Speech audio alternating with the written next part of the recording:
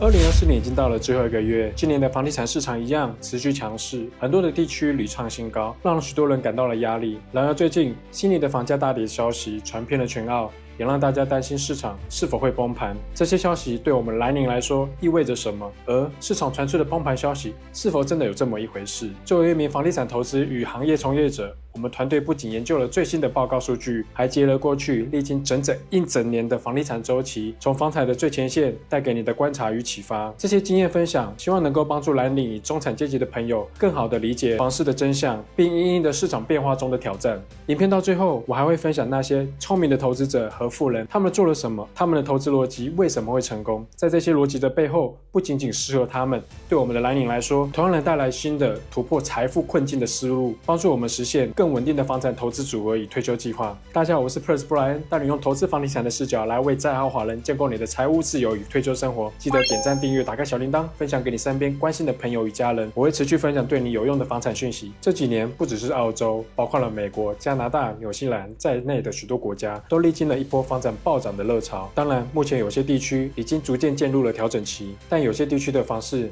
仍然保持强劲。以澳洲来说，Queensland 跟西澳的房价涨势依然非常亮眼，但墨尔本房价却已经遭五份放满提早出场，错过了整个房产周期，呈现了阴跌的状态。同时，最新的数据显示，悉尼的房价也开始下跌。然而，即使这样的情况下，还是有许多人无法买到房子，而一些刚入市的朋友开始担心未来房价的走向是否会对他们的财富造成影响。最近有位朋友来找我做咨询。他们是年轻的夫妻，老公是蓝领，从事石膏板领域。在去年的时候，牙一咬，眼一闭就上了车，买了2间的 House and Land Package。我很了解，在最前线的建筑业的蓝领对新房的渴望与幻想。那现在，因为 House and Land Package 的特性，在盖房的阶段是完全没有现金流的，每个月还款的压力，起初还好，现在因为接近房子的完工，压力非常大。他们刨除各种生活开销后，基本上所有的钱全部用来还房贷。之前我们大家每2周的时候都会出去吃一次饮茶，现在都叫我们买吃的东西去他们家聚。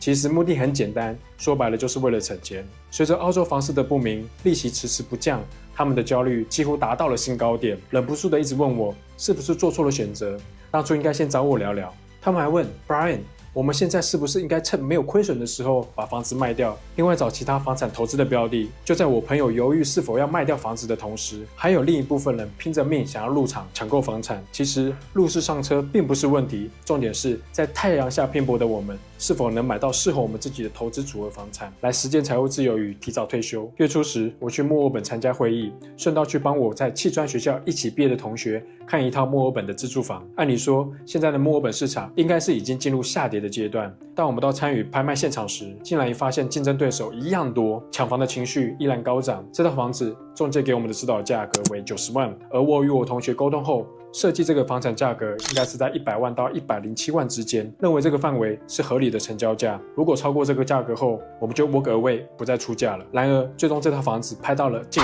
120万。我同学跟我说，现在不是大家都缺钱吗？为什么还有人敢这样的疯狂的竞标？这些钱到底从哪里来？这样的市场还值得投资吗？讲到这里，电脑前的朋友与蓝领们，你们是不是有类似这样的担心？房价历经了几年的上涨，如今开始有回调与修正，这对我们普通人来说，到底意味着什么？市场是逐步回归理性，还是暗藏更深层的危机，等待爆发？更关键的是，面对这样一个充满不确定的市场，我们应该如何抉择？是继续观望等待机会，还是果断出手把握机会？如果你现在就想把握明年开春时布局在降息前投入房地产市场，欢迎点击下面的链接，与我们团队预约个1对1的免费咨询，为你在2025年房产投资做个美好的开局。以下我们一起来解开这些疑惑，深层剖析房产投资的底层逻辑，并分享我们团队服务那些高净值、高收入的人群后所发现的宝贵心得。从 CoreLogic 12月的报告中，我们可以清楚地看到，澳洲过去3个月平均房价仍在上涨，但这种上涨的情况已有明显的缓慢下来。回想到疫情后那段时间，房价年增幅一度飙升至惊人的8%，如今却剩1% 左右。对比下来，是否有让你感到市场的热度正在逐渐消退？当然，这只是整体平均数据，但如果深入各地区，就会发现明显的不同。例如 Perth 过去3年的涨幅超过了4%，阿德雷德达到了3.7%，布里斯本则有2.4%的增长。这些数字对有这3个城市布局的朋友们，无疑让人羡慕的。然而，墨尔本的房价仍在下跌0.8%，而悉尼则有0.1% 的微涨，似乎显示更大的不确定性。看这样的对比，你是不是也在思考自己的地区究竟处于哪种状况？这样的市场是个机会还是风险？明年2025年，聪明的你应该知道布局在哪个城市了。从这张图中可以明显看到，过去1个月10月份的房价确实下降了0.1%，然而这样的数据与所谓的暴跌相比并不相符。其实对我来说，涨幅上下 0.5% 都属于平盘，跌幅仅为 0.1%， 也就是1/1000。这样的变动真的能称为暴跌吗？这样的数据或许更多是在提醒我们，市场正在微调，而非面临崩盘。你是不是也觉得媒体的用词似乎夸张了点？然而，市场的平均数据并不代表每一套房子的情况，仅跌了 0.1%。事实上，房价的涨幅与跌幅可能会呈现完全不同的走势。也许你的房子所在的市场表现更好，或者面临更大的压力，取决于你房子所在的价格区间。这张图就可以很好的说明过去3个月的房价的涨幅情况。以及悉尼为例，3个月的平均涨幅虽然只是 0.1%， 但主要来自于中价位相对较低价位的房价支撑，而高端房产前25% 的房产却下跌了 0.9%， 将近 1% 的幅度。墨尔本的情况也差不多，价格较高的房产跌幅更为明显，1个季度下降了 1.2%， 按这种速度推算，1年可能下跌到 5% 左右。相比下来，中价位的房产跌幅更为缓和，而低价位的房产跌幅最小，仅为 0.3%。同时，像 Brisbane、Adelaide 和 Perth 的情况也表明，低端房产的涨幅普遍更加为明显，而高端房产的涨幅则明显的相较疲软。虽然整体市场依然处于上涨的趋势，但不同价位的房产表现却有显著的差异。再为各位科普一下，当我们在看房产趋势的时候，通常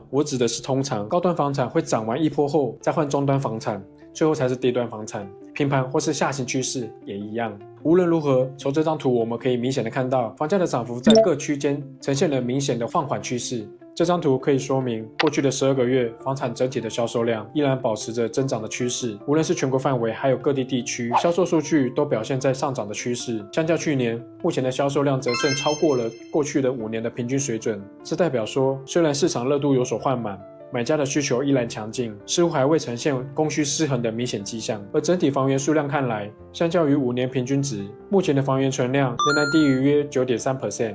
这意味着，相对于过去5年的水准，市场上可用房源依然处于一种明显稀缺的状态。供应紧张的局面或许也支撑了部分的地区房价稳定甚至上涨的重要因素之一。不过，这张图上我们也可以看到，房产新上盘的数量确实有在增长，不仅超过了过去的5年的平均值，也高于了2022年和2023年的数据。此外，租金的增长也出现了明显的放缓，从疫情后的那段时间高达 10% 的年化增幅，下降至目前约 5.8%。老实说， 5.8% 的涨幅仍然相当不错，但与前2年惊人的涨幅相比，这个速度是明显放缓的。对数据感兴趣的朋友们，我将 CoreLogic 的连结和我最近整理2025年最值得投资区 Top 10放在的内容栏，欢迎大家点击下载。从这些数据中，我们可以清楚地了解，当前的市场正处于一种调整阶段，并非所谓的崩盘。证据之一就是销售量能表现十分活跃。当销售量持续增加时，意味着有大量的买家正在接盘，这说明市场需求能存在，并没有出现严重的供给失衡。如果没有买家成交，这些房子就不会纳入为统计销售量。所以，销售量的增加显示出供给与需求两端仍正常在运作。在过去的1年，房屋销售量不仅保持稳定，还显现出增长的趋势。这一点表明市场的基本面并没有发生根本性的改变。再加上澳大利亚前几年接收了大量的移民，像去年新增了移民高达60万人，这些新移民无疑的对房产需求构成了一个强力的支撑。尽管最近移民政策有所缩紧，但这些已抵达的移民不可能赶他们走，他们住房的需求仍需要时间进一步的来消化。那么，为什么在这样需求较高的环境下，房价能会出现下跌呢？那就要提到我之前在分析 Perth 这段影片中有跟大家提过房价上涨3个重要的元素，大家有兴趣的话可点击上面的链接回去观看。3个重要的元素，大家应该最熟悉的就是供给与需求的关系，还有一个常被忽略的但非常重要的元素，那就是可负担性。我来简单描述一下什么是可负担性。假设现在有10个人，每个人手头上各有10万，今天大家一起看上了同一台车，车价要5万，大家因为手头上有钱，会开始往上抬价来购买这台车。假如今天的车价来到了9万，大家就会开始谨慎思考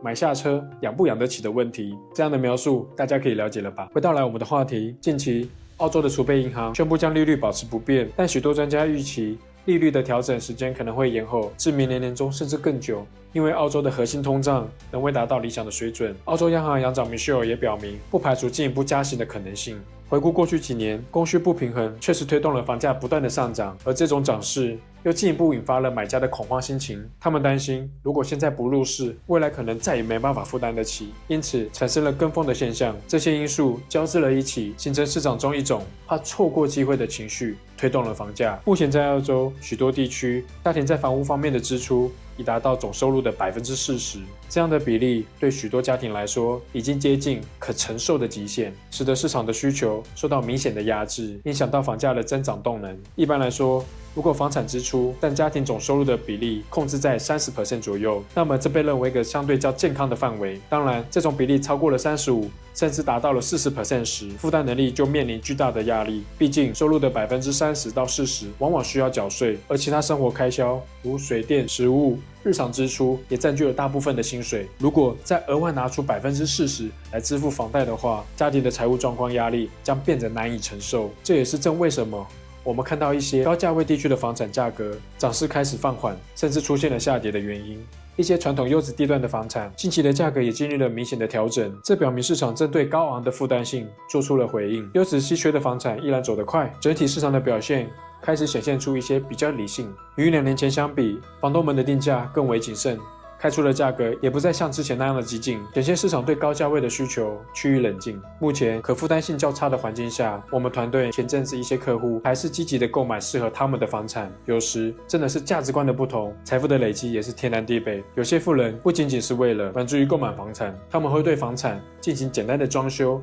改建或是加建，而这些积极主动的投资，往往让房子释放出巨大的潜在价值。为了这样升值效果，他们愿意支付高昂的溢价来抢购这些升级后的房产。就在于这一点，我想跟所有愿意积极主动增加房产价值的蓝领朋友们说，我们在建筑业打滚这么多年的利基点，应该好好利用。在这，我整理了几个非常有潜力改建增值区域的报告，提供给大家。对有兴趣主动积极房产投资的蓝领或朋友们，欢迎点击下面的链接来领取报告，我们也能进一步的预约个咨询，来讨论出如何让你房产投资计划实践落实下来。在当前这种持续高利率的环境下，市场的不稳定性正成为新的挑战。作为普通人与蓝领的我们，应该如何面对这样的局势呢？接下来我将会分享我一些观点，希望能为你提供实质的帮助与启发。第一点，我们需要清楚地意识到现金流管理对于家庭的财务稳定性的重要性。现阶段，许多蓝领中产家庭正处于巨大的财务压力之下，日子过得越来越艰难，孩子的学费年年上涨，无论是房租还是房贷的成本也不断攀升，而与此同时，收入却停止不前，甚至有些人开始面临裁员的风险。中小企业经营困难，线上拖欠应付款，让许多家庭的钱袋里越来越空，日常的消费计划也不断的缩减。如果你也有房贷的压力，或许正陷入这样的困境，我真心的建议你试着跟银行或是贷款经理联系一下，重新评估一下你的贷款条件。现在有些银行的利率已经降到了6% 以下，这或许能够帮你减轻压力的好机会。只要一点行动，你可能就让每个月的还款压力减轻，为自己的家庭赢得更多喘息的空间。别让压力压垮了你，主动搜寻解决方案，才能让你生活重新掌握在自己的手中。接下来，我想和大家分享第二点。其实，我们对房产投资和财富增长常常存在一个误区，很多人以为只要进入了房产投资，就能实现一夜暴富。但事实上，根据我们服务过那些高净值、高收入的人群经验，他们并不是靠着房产一夜致富。对他们来说，房地产的核心价值在于稳健资产，它就像盖房子的基底一样，为整体财富的结构提供稳定的基础。只有地基扎实稳固，才能在上面建造更高的财富大楼。而如果基石不稳，即使拥有更多的资产，也很容易崩塌。我观察到这些成功人士的共同点是，他们首先透过自己的主动收入累积了资本。无论是企业的高管还是创业者，他们都是凭着自己的努力和专业能力赚取主动收入，在这些资金投入了房地产，将资本转化为稳定的被动收入来源。所以对大家来说，与其幻想靠房地产一夜暴富，不如认清房产的本质，它是一个稳健增值的工具，而非快速致富的捷径。房地产比股票和加密货币更稳定，它需要时间慢慢的增值，而进入这个过程的关键是你必须具备持续赚取收入的能力，这也是你能和银行获取贷款，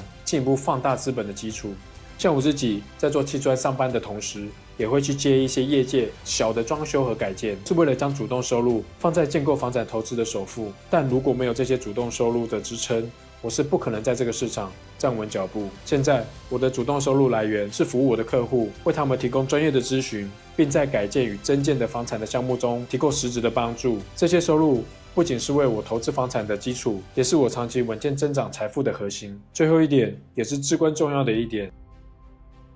在投资房地产时，你必须明白，你所购买的房产其实是为下一个买家准备的刚需房产。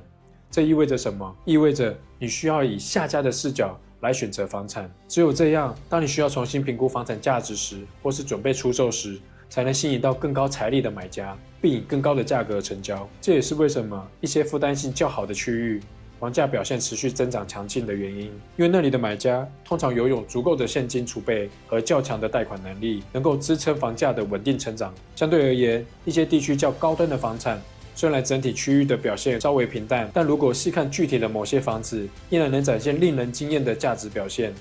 因此，在选择房产时，将下家视为作为核心指导原则，才能确保你的投资在未来具备有更大的增值潜力。无论市场如何波动，你投资的房产都能吸引到有实力的接手买家，助你实现稳健的财富增长。所以，亲爱的蓝领朋友们，或者此刻正在观看的你，现在你无论在考虑买自住房还是投资房，在实际挑房的过程中感到无从下手，不知道该如何着手开始，或者在寻找房源的时候，无法判断哪些房产具有潜力，能通过后续的改建来增值价值，哪些房子更符合下家思维的刚需自住房，我就在这里为你提供一些实质的建议。无论你是刚刚入门，还是已经有一定的经验，这些思路都能够帮你做出一些明智的决定。欢迎点击下面的链接，与我们预约一个1对1的咨询，让我们好好聊聊怎样才适合你的投资房产组合。每周有5到8位免费咨询的名额。我是布莱恩，带你用投资房地产的视角来为在澳华人建构你的财务自由与退休生活。记得点赞、订阅、打开小铃铛，分享给你身边关心的朋友。